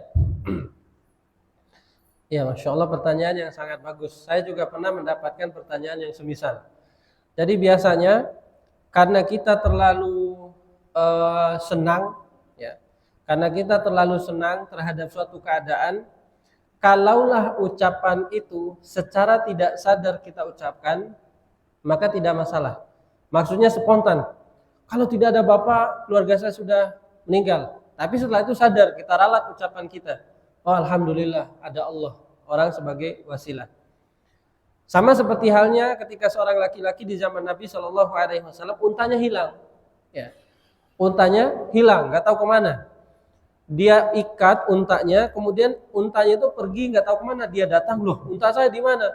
Dia berdoa kepada Allah, ya Allah, kembalikanlah unta saya. Sampai akhirnya untanya pun datang kembali itu. Lalu dia berdoa apa? Ya Allah, saya ini adalah Tuhanmu, engkau adalah hambaku. Sampai dia mengucapkan seperti itu. Karena saking senangnya, tapi nggak sadar ucapannya. Jadi dia sampai, ya Allah, aku ini adalah Tuhanmu, engkau adalah hambaku. Kebalik, seharusnya, ya Allah, aku adalah hambamu, engkau Tuhanku, terima kasih telah mengembalikan. Tapi karena saking senangnya, sampai ucapannya itu kebalik. Nah, jadi kalau dia misalnya ucapannya itu tidak sengaja dia ucapkan seperti itu, tidak masalah. Dengan cepat dia merubah daripada alur daripada pembicaraannya. Ternyata salah, saya harus kembalikan ucapan. Tapi kalau dia mengucapkan itu dalam keadaan dia sadar, karena misalnya dia mengatakan kepada dokter tersebut, kalau tidak ada dokter sudah mati anak saya. Ini kan dari antara ucapan-ucapan kesyirikan yang menisbatkan semua bentuk kemudahan kesembuhan itu kepada selain Allah. Bagaimana cara ucapan yang benar supaya ucapan kita ini tidak mengandung daripada kalimat kesyirikan? Kita ucapkan alhamdulillah dengan izin Allah diberikan kemudahan lewat wasilah daripada dokter tersebut. Tidak boleh kita memuji kemudian sampai mengatakan kalau tidak ada orang tersebut, kalau tidak ada dokter tersebut maka tidak akan selamat. Maka ini adalah bentuk ucapan yang menjadi kufur kepada Allah Subhanahu wa taala. Ini adalah ucapan kekufuran. Sama seperti halnya ada seorang laki-laki misalnya anaknya masuk air, kemudian tenggelam. Tiba-tiba ada seorang laki-laki yang dengan cepat menyelamatkan anaknya tersebut, lalu dia keluarkan.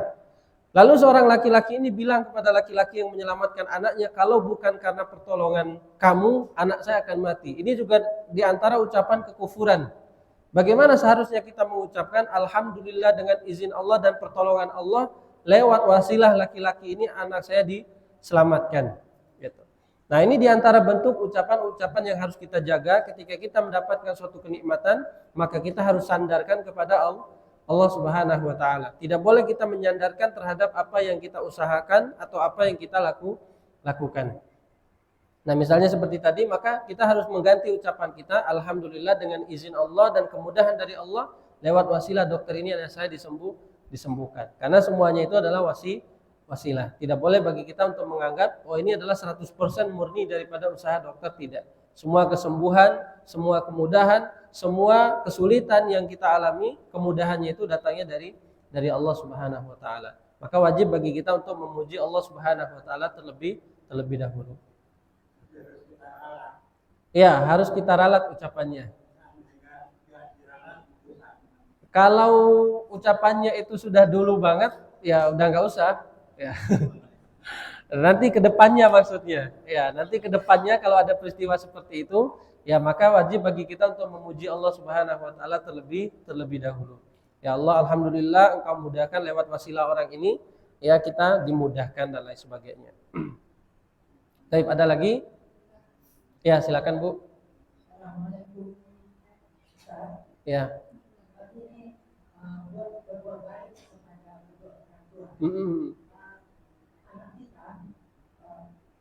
Dia berbuat baik sudah itu apa semua kebutuhan kita dipenuhi semua, tapi kita merasa sih kayaknya diistimewakan.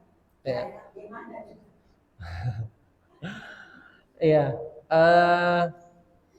Kalau anak kita misalnya sudah terbiasa untuk berbuat baik kepada kita, itu diantara suatu keutamaan yang besar. Maka jangan sampai kita mengecilkan usaha mereka. Misalnya, udah nggak usah dibantu, mama bisa sendiri. Itu biasanya bisa mengecilkan perasaan mereka. Nanti akhirnya mereka nggak mau berbuat baik lagi kepada kita. Maka harus disupport, itu yang pertama. Karena mereka juga ingin mendapatkan pahala berbakti kepada kedua orang tua. Nggak mau orang tuanya itu misalnya dalam keadaan susah, nggak mau orang tuanya khawatirnya nanti meminta kebutuhannya kepada orang lain, sedangkan anak-anaknya masih merasa mampu. Maka disupport. Ya Allah, alhamdulillah saya memiliki anak yang selalu berbuat baik. Kita doakan ketika mereka berbuat baik, tiba-tiba mereka datang membawa kebutuhan kita. Doakan ya Allah, semoga Allah limpahkan rezekinya. Doakan yang baik-baik, ya Allah, semoga Allah menambahkan rezekimu ya nak. Allah berikan keberkahan rezekimu ya nak. Itu yang mereka butuhkan. Karena setiap langkah perbuatan mereka tergantung daripada ridhonya kita. Kalau kita ridho dengan apa yang mereka lakukan, Allah Subhanahu wa taala juga akan ridho kepada mereka. Ketika mereka datang membawa kebutuhan kita dan memenuhi kebutuhan kita, kita doakan sama Allah, ya Allah, berikanlah keberkahan terhadap anak-anak saya. Ya Allah, berikanlah umur panjang terhadap anak-anak saya. Doakan saja yang baik-baik. Ada salah satu kisah yang sangat menarik. Saya lupa siapa namanya. Orang tuanya ini sangat marah kepada anaknya karena anaknya nakal banget gitu. Sampai akhirnya dia sadar kalau saya seandainya doa yang buruk kepada dia, ini akan terjadi hal-hal yang buruk. Tapi dia ketika marah itu doa yang baik gitu. Apa yang dia doakan? Kamu ini nakal sekali, semoga kamu jadi imam Masjidil Haram. Sampai akhirnya benar-benar terjadi. Saya lupa siapa namanya, entah itu saya sudah siapa imam-imam sebelumnya, tapi itu benar terjadi gitu. Karena dia kesal banget, tapi doanya yang baik kepada Allah. Nah ini orang tua itu sangat berpengaruh gitu. Makanya ketika orang tua marah kepada mereka, usahakan jangan sekali-sekali mencaci dan mencela mereka. Kamu ini kurang ajar, anak yang gak berguna. Itu ucapan akan Allah kabulkan semua. Ya. Maka dijaga ucapan kita kepada anak-anak kita. Apalagi kalau mereka berbuat baik kepada kita. Kalau mereka berbuat baik, sering memenuhi kebutuhan kita, jangan kecilkan hati mereka. Nggak usah dibantu, jangan begitu. Terima saja bantuannya karena itu adalah bagian daripada keinginan mereka untuk berbakti kepada kedua orang tuanya. Yang mereka butuhkan pada saat itu adalah doa dari kita dan ridho dari kita. Terima kasih ya nak, semoga Allah memberikan keberkahan kepada hartamu. Terima kasih ya nak, semoga Allah memberikan keberkahan terhadap umurmu dan doa-doa yang lainnya. Doakan saja untuk mereka. Jadi jangan sampai kita mengecilkan hati mereka juga yang sering membantu kita seperti itu. Itu bagian dari pahala mereka berbakti kepada kedua orang tuanya. Ya, dan jangan lupa doakan mereka untuk senantiasa juga bisa selalu dekat dengan Allah Subhanahu wa taala. Ya. Hari ini dua pelajarannya, kenapa kita tiap hari Jumat disuruh baca surat Al-Kahfi? Apa sebabnya? Ya. Baik, Masya Allah, pertanyaan yang sangat bagus. Ada hadis yang menyebutkan tentang bahwasanya siapa yang baca surat Al-Kahfi di malam atau pagi hari, Allah Subhanahu wa taala akan menjadikan cahaya pada hari kiamat. Jadi apa yang kita baca tersebut itu akan menjadi cahaya di hadapan Allah Subhanahu wa taala nanti, yang pada saat orang yang kegelapan itu akan datang menjadi cahaya. Hanya saja memang derajat hadisnya tidak sampai sahih, ya, tapi tidak ada hadis lain yang menjelaskan tentang itu, hanya hadis tersebut, ya. Maka ketika kita membacanya di malam atau di pagi hari Jumat, maka itu juga akan menjadi sebab nanti kita akan mendapatkan keutamaan dari Allah Subhanahu wa taala di hari kiamat. Hanya saja jangan sampai kita mewajibkan. Ya, jangan sampai kita mewajibkan. Oh, saya belum baca surat Al-Kahfi nih, saya wajib membacanya, ya. Nah, akhirnya jadi sampai memberatkan. Jadi dia hanya hukumnya sunnah, yang jangan sampai kita menganggap itu harus setiap malam Jumat dibaca. Ya, dia dibaca ketika kita memiliki waktu senggang, kemudian tidak sampai menganggapnya wajib seperti itu. Jadi dia ada keutamaannya, akan menjadi penerang di hari kiamat. Ya. Silakan, Bu.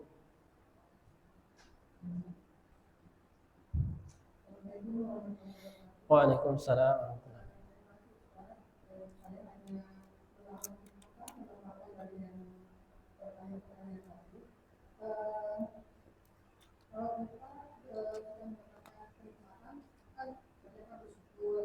Ya.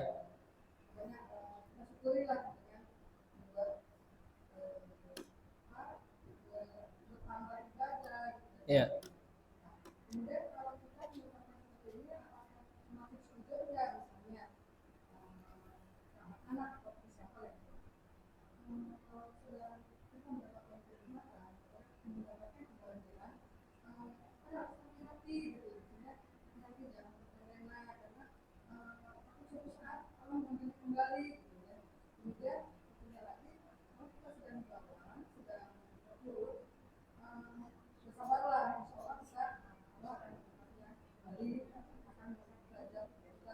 Ya.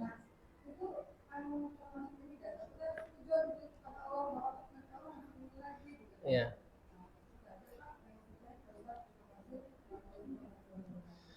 Masya Allah, pertanyaan yang sangat bagus. Pertama, perintah untuk bersyukur itu datangnya dari Allah Subhanahu wa taala. La in syakartum la azidannakum.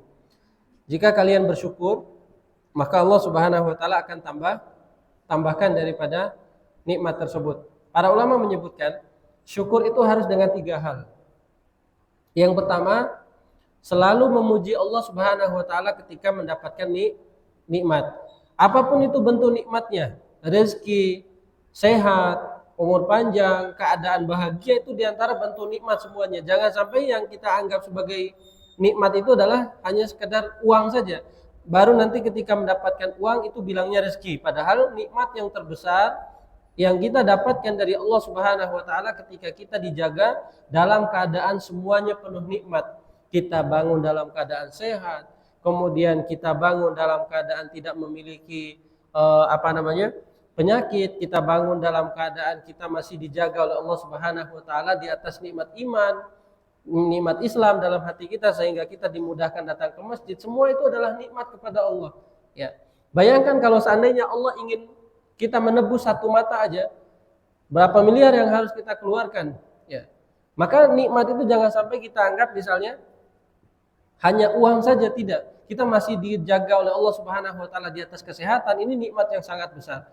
Maka Nabi SAW mengajarkan ketika kita semua masih dijaga oleh Allah Subhanahu wa taala di atas nikmat yang besar, misalnya Nabi setiap kenikmatan yang kita dapatkan Nabi pasti mengajarkan kita untuk memulai doanya dengan alhamdulillah.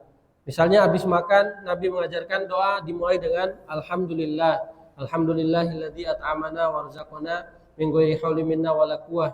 Kemudian misalnya habis bangun tidur, Nabi juga ajarkan kita dimulai dengan alhamdulillah. Kemudian habis dapat ilmu diucapkan juga dengan alhamdulillah. Semua yang berkaitan dengan nikmat, Nabi pasti memulainya dengan alhamdulillah. Itu sebagai bukti kita memuji Allah Subhanahu wa taala. Habis dapat rezeki kita ucapkan alhamdulillah.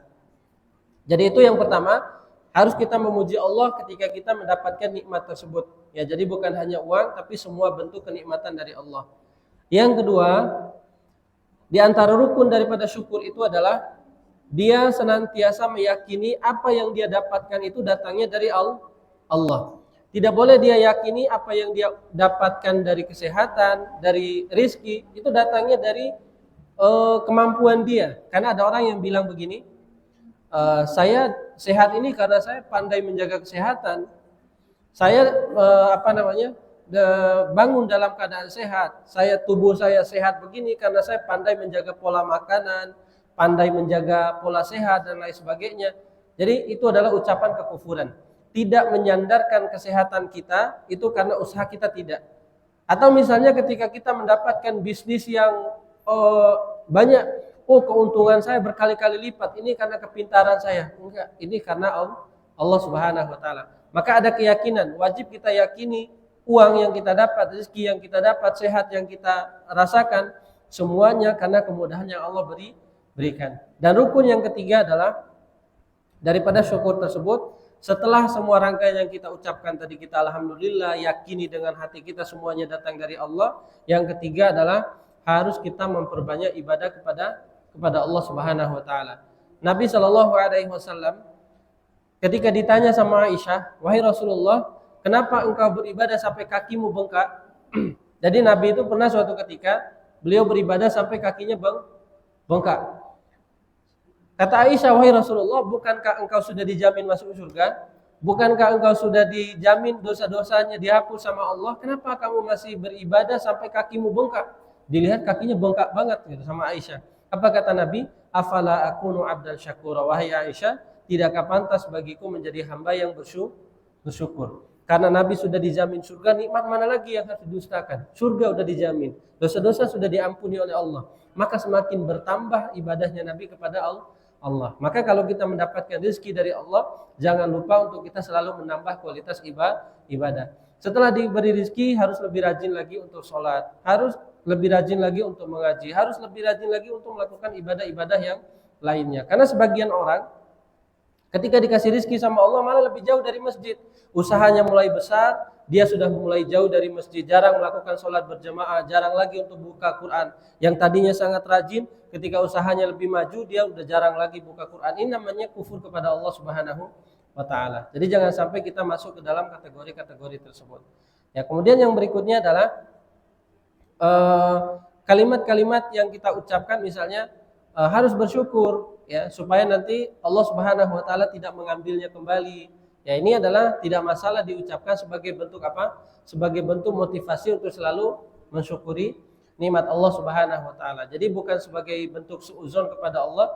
Ayo kita bersyukur sebelum nanti nikmatnya dihancurkan sama Allah. Karena bukti nyata, misalnya Qarun, karena dia tidak mau bersyukur kepada Allah, Allah hancurkan seluruh kenikmatannya. Kemudian Fir'aun tidak mau bersyukur kepada Allah, Allah hancurkan semuanya. Maka tidak masalah bagi kita untuk mengucapkan, ayo bersyukur supaya nanti Allah tidak menghancurkan nikmat yang ada pada kita. Karena itu balasan Allah, la in syakartum la azidannakum. Seandainya kalian bersyukur, ya Allah akan tambahkan. Ya, yuk kita bersyukur supaya Allah menambahkan nikmatnya kepada kita. Jangan kufur supaya nanti Allah tidak memberikan balasannya kepada kita. Seperti itu tidak masalah. Baik, ada lagi? Ya, silakan.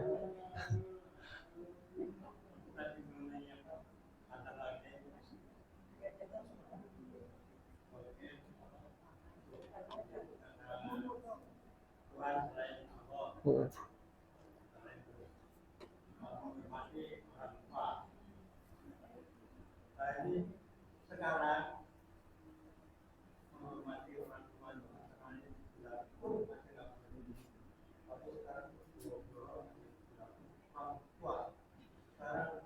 takutnya membunuh dan datang-datang dipotong-potong dimutilasi. Ya.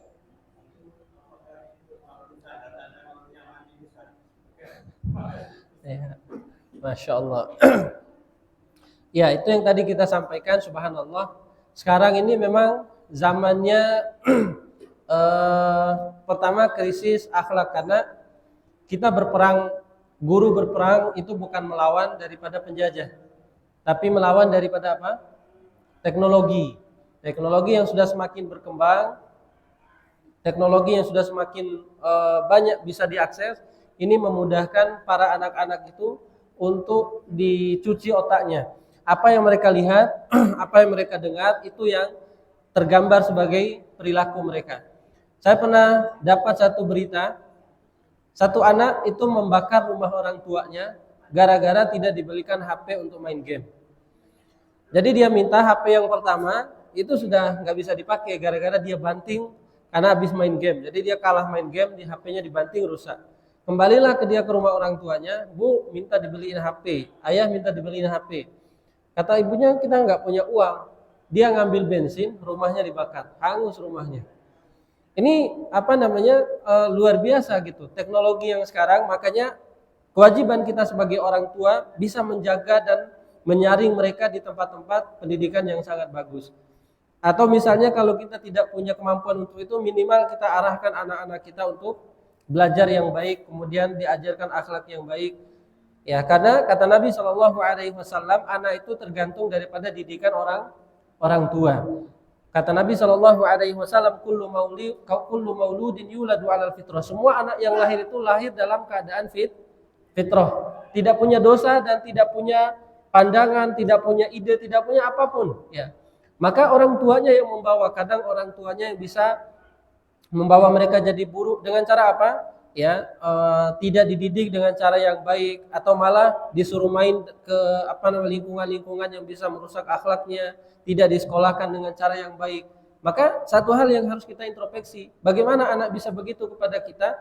Bisa jadi itu karena didikan orang tua. Orang tuanya tidak pernah menyekolahkan anaknya dalam agama, sehingga dia mudah saja. Apalagi sampai tadi kasusnya, waliyadzubillah, misalnya ayahnya sampai dimutilasi, orang tuanya sampai dimutilasi sama anaknya, ini udah luar biasa pengaruhnya. Berarti udah membunuh, siapa yang dibunuh? Orang tuanya lagi, dosanya sudah double. Ya, maka ini sebaiknya bagi kita adalah menjaga daripada generasi-generasi kita, terutama anak-anak kita yang memang tanggung jawab kita. Kata Allah Subhanahu wa taala, ya ayyuhalladzina amanu qu anfusakum wa ahlikum nar. Hai orang-orang yang beriman, jagalah diri kalian, keluarga kalian daripada api neraka. Ya, jadi kewajiban orang tua sekarang adalah bagaimana bisa mendidik daripada anak-anaknya ke jalan yang benar. Minimal kalau kita tidak punya kemampuan untuk itu, carikan sekolah terbaik bagi mereka untuk apa? Untuk bisa belajar, untuk bisa mendalami ilmu agama, seperti itu.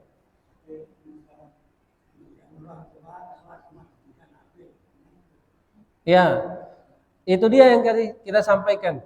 Orang tua harus bisa menyaring anaknya. Kapan boleh main HP, kapan boleh dia bisa. Kadang, mohon maaf Bapak Ibu yang dimuliakan Allah Subhanahu wa taala, saya sangat sedih melihat anak-anak sekarang. 1 SD, 2 SD itu sudah diberikan HP sendiri oleh orang tuanya. Siapa yang mau disalahin? Orang tuanya sendiri, karena mendidiknya seperti itu. Ada 5 orang anak, setiap kali beberapa saya lewat itu mereka udah selalu megang HP, dan memang HP-nya udah dibeliin khusus sama orang tua. Sedangkan anak itu masih kelas 1, kelas 2 SD. Mereka udah punya HP sendiri, kemudian aksesnya nggak tahu kemana-mana. Itu udah rusak sekali. Makanya anak saya ceritakan, walaupun misalnya sekarang zamannya zaman HP, anak saya batasi, dia bisa megang HP hanya boleh di hari Minggu. Dan itu sudah saya tetapkan aturan dari awal sejak dia mengenal HP, dia sudah mau mulai megang-megang HP orang tuanya, maka kita berikan batasan. Karena mereka akan mengenal aturannya nanti. Tapi kalau dari awal, ya dari kecil mereka sudah terbiasa dikasih HP, nggak tahu waktunya kapan, maka nanti mereka akan terus-terusan untuk memegang HP. Makanya sampai sekarang alhamdulillah anak saya terbentuk, mereka tidak pegang HP kecuali di hari Ahad. Dan itu waktunya tidak sepanjang hari, hanya beberapa menit, 10-15 menit. Setelah mereka 15 menit megang HP, dan itu pun kita saring apa yang mereka pegang, buka apa, gitu. Kemudian kita kasih tontonan-tontonan yang bagus, yang edukatif dan lain sebagainya. Orang tua harus berperan di situ untuk menjaga generasi. Karena orang tua kadang acuh, kemudian cuek terhadap anaknya, ini menjadi sebab juga anak-anak tersebut menjadi buruk. Insya Allah cukup ya. Atau ada lagi? Ya, silakan Bu, gak apa-apa. Oh, udah ya. Ya, insya Allah kita akan lanjutkan di pertemuan berikutnya insya Allah. Alhamdulillah, kita akan lanjutkan nanti 5 wasiat berikutnya. Ya, 5 wasiat berikutnya. Tapi alhamdulillah, semoga Allah Subhanahu wa taala memberikan keistiqomahan kepada kita semua dan memudahkan kita untuk bisa mengamalkan apa yang kita pelajari, serta kita berharap kepada Allah Subhanahu wa taala agar senantiasa kita dimudahkan untuk masuk ke dalam surganya Allah Subhanahu wa taala. Baik, kita tutup pertemuan kita dengan doa kafaratul majlis. Subhanakallahumma bihamdika asyhadu an la ilaha illa anta astaghfiruka wa atubu ilaik. Wassalamualaikum warahmatullahi wabarakatuh.